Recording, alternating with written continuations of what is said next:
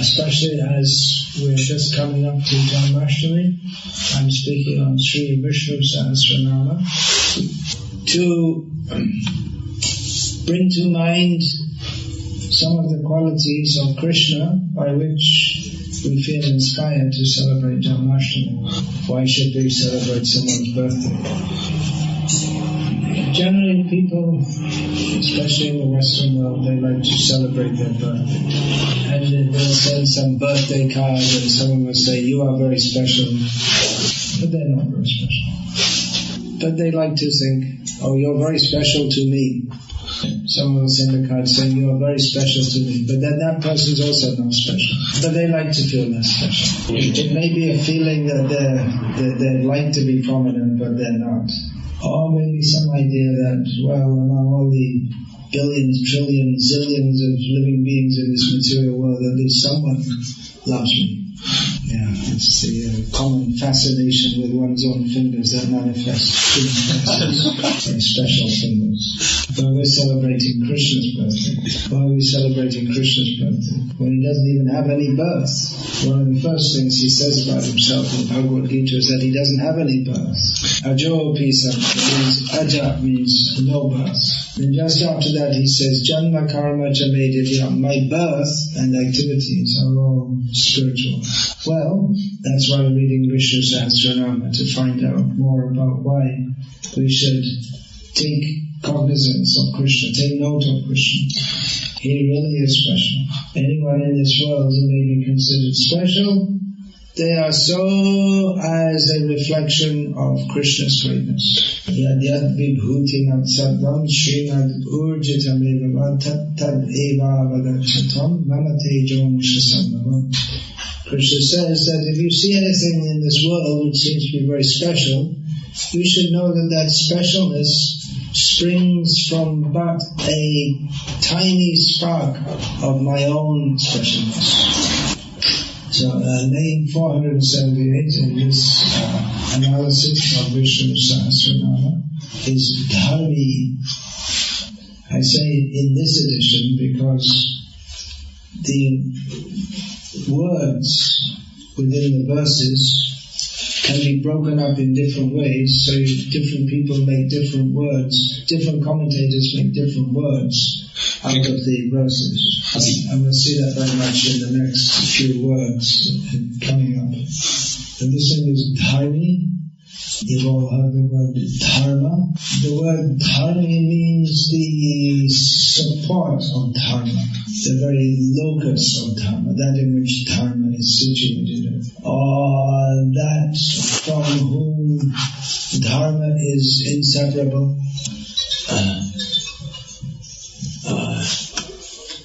The word Dharma may be understood in various ways. It has various aspects.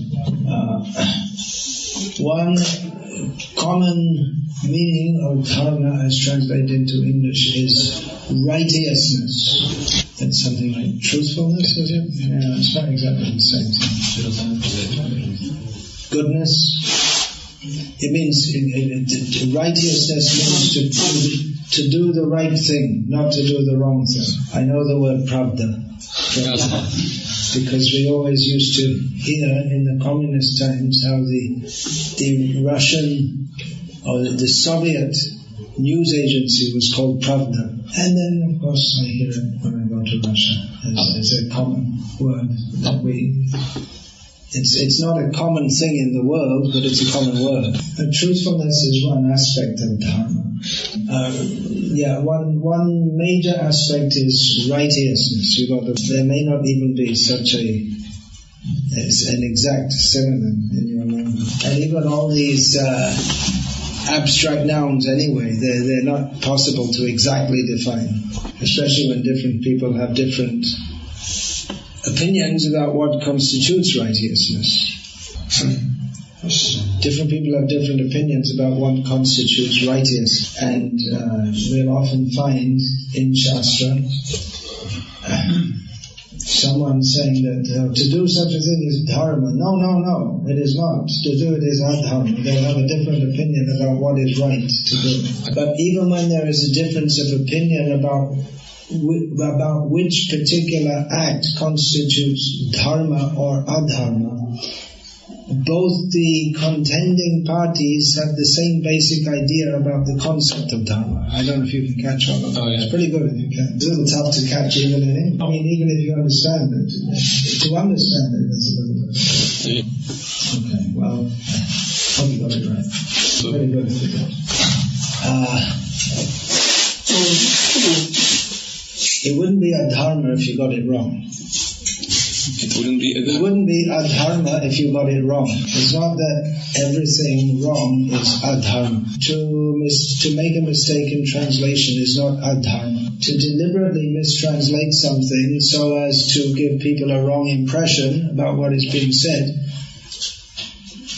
probably would be adharma. So it's a very subtle concept. Those who don't know English at all, they have no idea whether what you're saying has got anything to do with what I'm saying. You could be saying something completely different. To deliberately mislead people is adharma.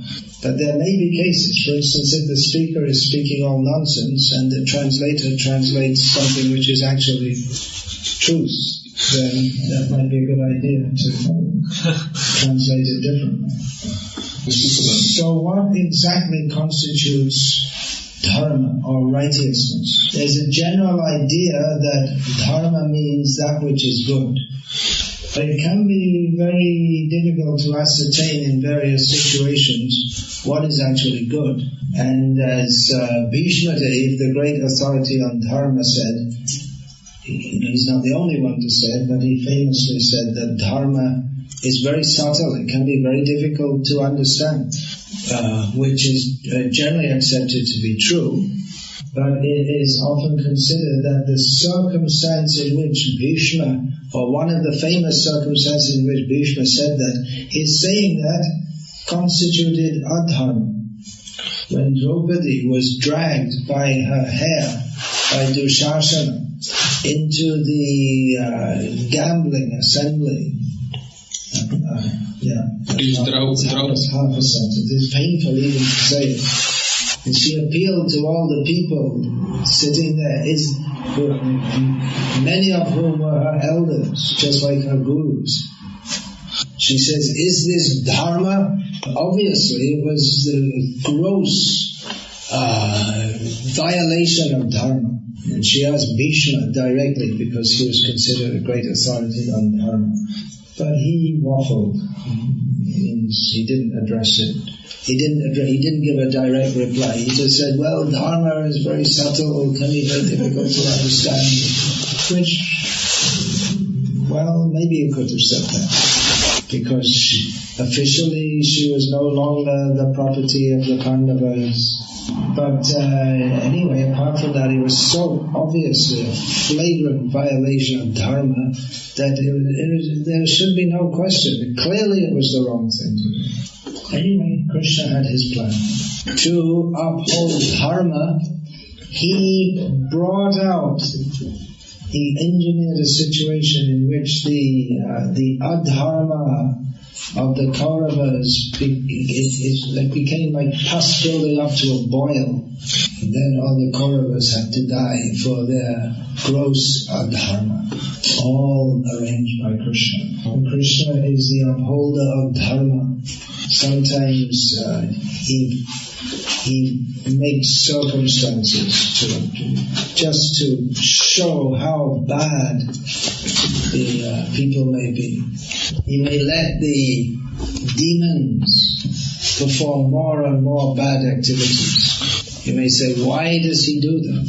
And it's exactly like that. Let the pus develop into a full boil. When it's ripe, you lance it.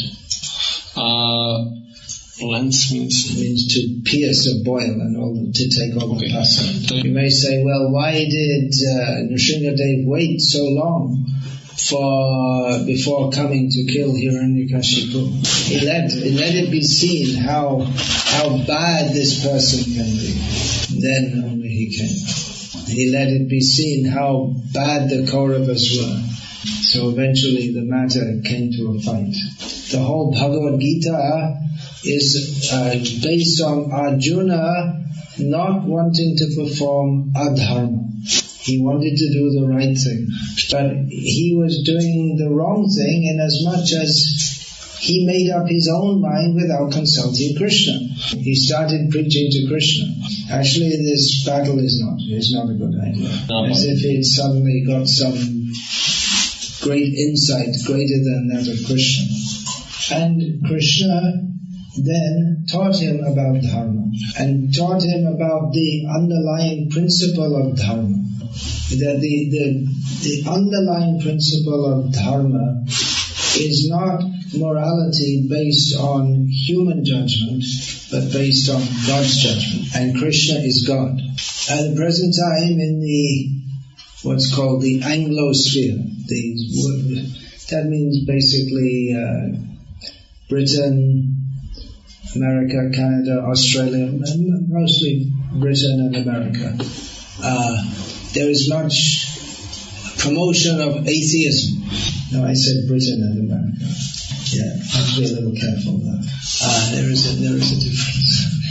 And the theists, they don't have such very good arguments, because most of the arguments are based on, if God is good, then why is there so much bad in the world? And it's not a very good, they don't have a very strong theological basis. But one of their good arguments is that if there's no God, there's no ultimate arbitrator of right and wrong, then there's no meaning to good and bad.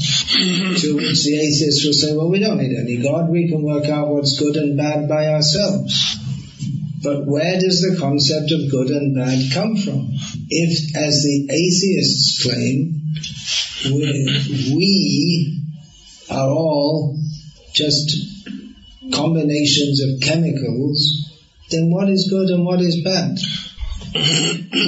If, for instance, what is a murder? It means that, one kind of murder is by attacking with a knife. Now, if we say that the body is all chemicals, then if one set of chemicals called a knife alters another set of chemicals called a human body, so what? There's no good and bad for chemicals. The very discussion of good and bad indicates that there is something beyond chemicals. The concept of good and bad, it transcends chemicals. There's some idea that the chemicals all formed together and then they became a biological cell. In the imagined primordial soup, which cooled down and became the sea, the biological cell joined with some other biological cells and became a fish. And as the sea receded and some land came, then one of the fish jumped onto the land and grew some legs and became a lizard. It's all by chance. And then one of the lizards, or not just one, but many of them, turned into chimpanzees by chance. And eventually one of the chimpanzees became Charles Darwin. And that's science. It's called science. But where did good and bad come out of all of that? Why is it good to be... why is it good for a human to give an apple to someone instead of stabbing them in the heart? Wait a minute, it's not good to give an apple if you're Eve giving it to Adam. Maybe that's not a good example. Well, okay, but an apple from the store, not a Garden of Eden apple. It's all just chance interactions of chemicals. According to Richard Dawkins, who's probably the world's most famous atheist at the present time, there was a big bang, all the chemicals banged out, and the way they are falling into place and becoming humans and non-humans, it's all predestined by the way the Big Bang banged in the first place. So ultimately there's no such thing as free will or good or bad. It's all predestined, although there's no such thing as destiny. Just the way the chemicals exploded, it's just it's the reactions are going on. It's all just chemical reactions. Well, he can think like that if he likes. But he obviously thinks it's good to be an atheist, and not only it's only obvious, he preaches it vigorously. It's good to be an atheist and bad to be a theist. He thinks that religion is bad because it's wrong, it's not true, it's misleading people. But what does it matter if it's all predetermined chemical reactions? He may say this, but it's just like the Mayavadis. They say everything is one, but they don't live like that. When he's hungry, he eats something. Don't ask in this assembly what he eats. It's he thinks it's good. Probably most of the people in Britain think it's good that the British bombs are bombing Syria and Iraq. They have a sense of good and bad, even if it's misapplied. But what is this good and bad if there's just chemicals? Where does that sense of good and bad come from? The answer is there is an ultimate arbitrator of good and bad. What is right and what is wrong. Arbitrator means one who decides. Something like a judge. But it's not exactly the same as a legal judge. It's not exactly the same. Because a legal judge makes judgments according to a pre-existing system of laws which decide what is good and bad. But God is the one who makes the ultimate laws of the universe. So arbitrator is a better word here than judge. There must be some word in Czech, but you have to look it up. It's good.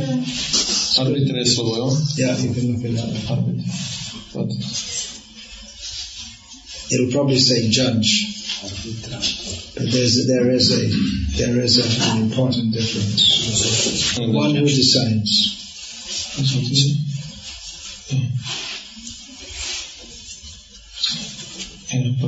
Arbitrator. Yeah, so he who decides. He who decides.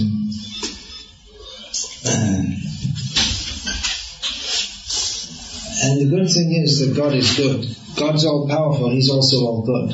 Good for us. He decides what is best for everyone because He has the best interest of everyone at heart. He is Suhrit, heart friend of everyone. He can properly understand what is best for everyone. We cannot understand. Just as a child cannot understand what is best for him. A child sees some bottle with some pink liquid inside and thinks, I want to drink that. It looks nice, but it's not strawberry milkshake. It's some kind of poison, some bathroom cleaner or something that will poison and kill the child. The child is illusioned and uninformed about what is for his own good. And although adults are not children, still we don't know who we are or what's actually best for us. Because we identify with the body and the mind, we think that what will give pleasure to our body and mind is right. Or, to be more fair and not completely selfish, what constitutes that which is best for the greatest number of people, that is proper.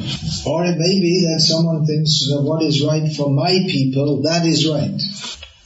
Just like one person called Adolf Hitler, he thought that what is right for the Germans, that is right.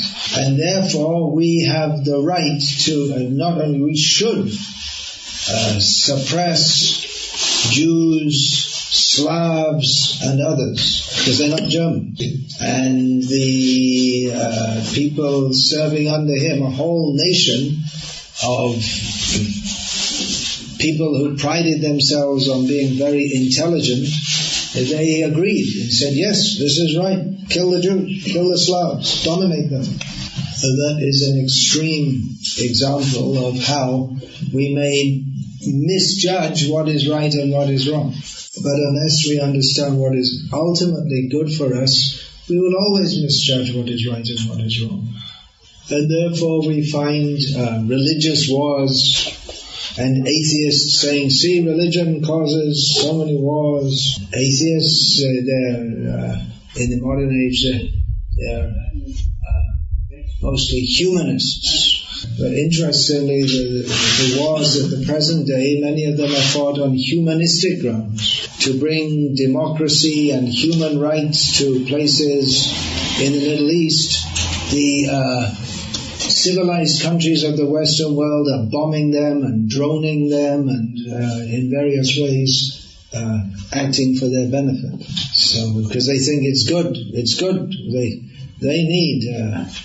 They need democracy. If they don't want our democracy, we'll give them our bombs. It's good. It's right. God bless America. Yeah, you see it everywhere, written in America. God bless America. As if America... Yeah, every country thinks we are the country that is favored by God. So I don't know about in Czech if they think like that. Is there any such idea? I think after a history of being subdued by the Austrians, the Hungarians, the Germans, the Poles, the Russians, they must have given up on God. No wonder they're all atheists.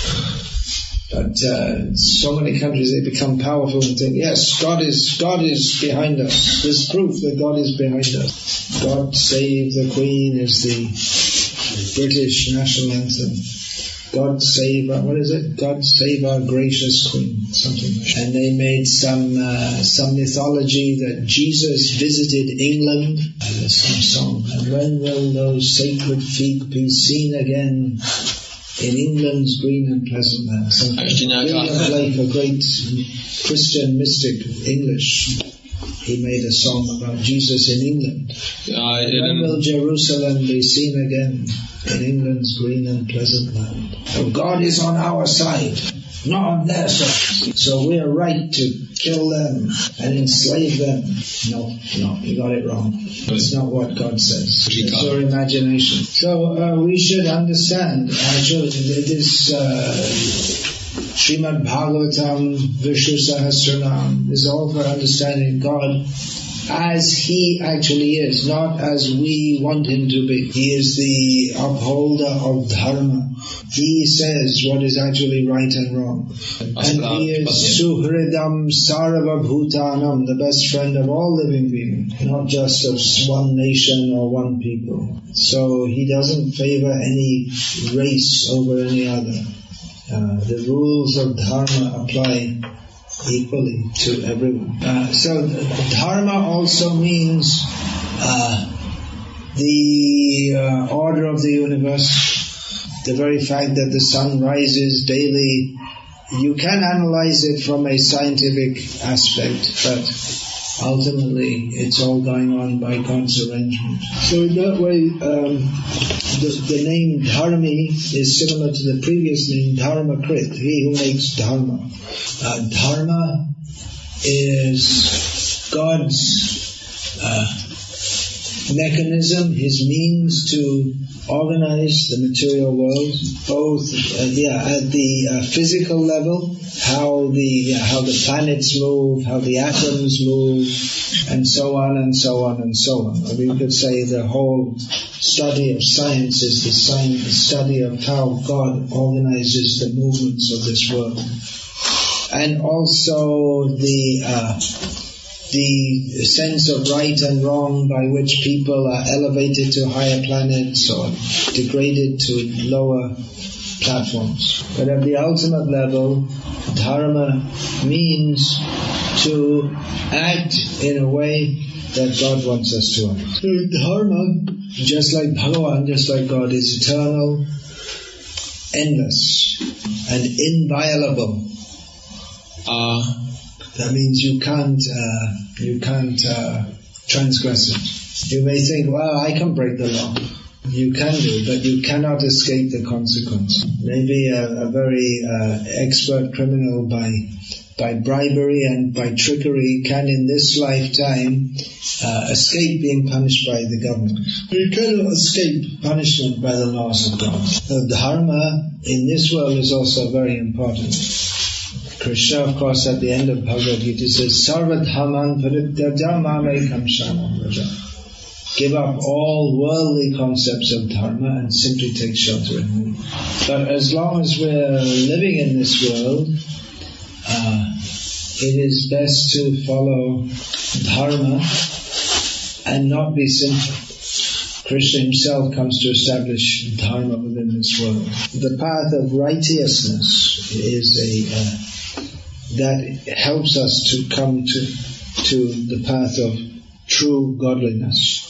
Generally speaking, if we get hung up on the platform of righteousness, if we think that just being good is enough, you don't need God, then that is another form of unrighteousness. Okay, my thoughts already in summer. What did I say? Can anyone remember?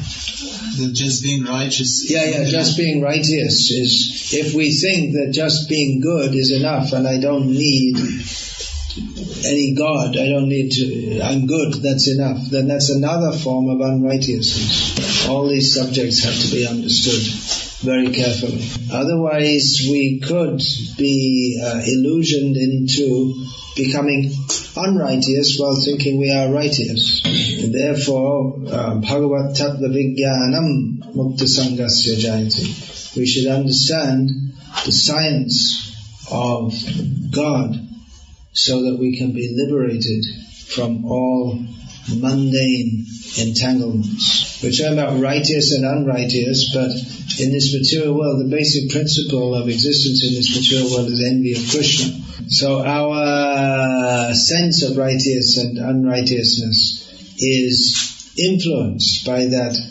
underlying envy of Krishna. So we tend to take what is right to be wrong and vice versa.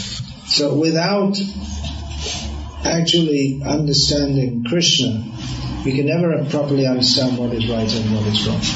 Even if we speak of God without understanding God as Krishna, we can never properly understand what is right and what is wrong. Because without understanding God as He is, we will tend to think of God as we imagine Him to be. I'll finish here for now unless there are any questions about this. From his understanding, he can't understand why in this situation with Draupadi, nobody did anything to save her. Yeah. People are still trying to understand. One person he spoke of, Vikarna, who was one of the brothers of Duryodhana, and he often spoke to Duryodhana and said, what you're doing is not right. As Duryodhana never trusted him, he thought he was a traitor. Bhima vowed to kill all of the 100 sons of Dhritarashtra. Sometimes Arjuna had the opportunity to do so during the fight, but he said, no, I'm leaving you. You can stay alive now. I'm leaving you for Bhima.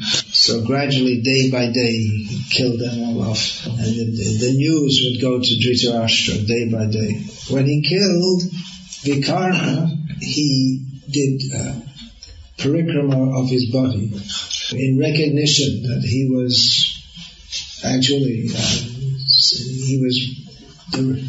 he said the right thing, he did the right thing. He was on the wrong side, but at heart he was not bad like the rest of the sons of Jupiter. Anyway, everyone's consciousness was overcome by illusion in that situation, whereby a terrible situation was created. It was all part of Krishna's plan to rid the world of bad elements. Otherwise it was prior to that, it was unthinkable that even these wretched people, Duryodhana, Shakuni, Karna, they could act in such a way. But they were overcome with arrogance. Anything else? It's explained that Balaram actually quite liked Duryodhana. Balaram liked Duryodhana, yeah. And like teach him how to fight with the mace. He wanted to give Rukmini to Shishupal or something. Yeah. So if Krishna is Dharmi, how can, or God is Dharmi, how can he like Duryodhana? Yeah, it's a common question. Well, I can say it just as Balaram's mercy on them, that he tried to favor them. He disagreed with Krishna in this regard, but he didn't go against Krishna. He deferred to Krishna. That was Balaram's mercy, that he tried to give some association to even such wicked people. And later Balaram comes as Nityananda to deliver the most fallen. Hare Krishna.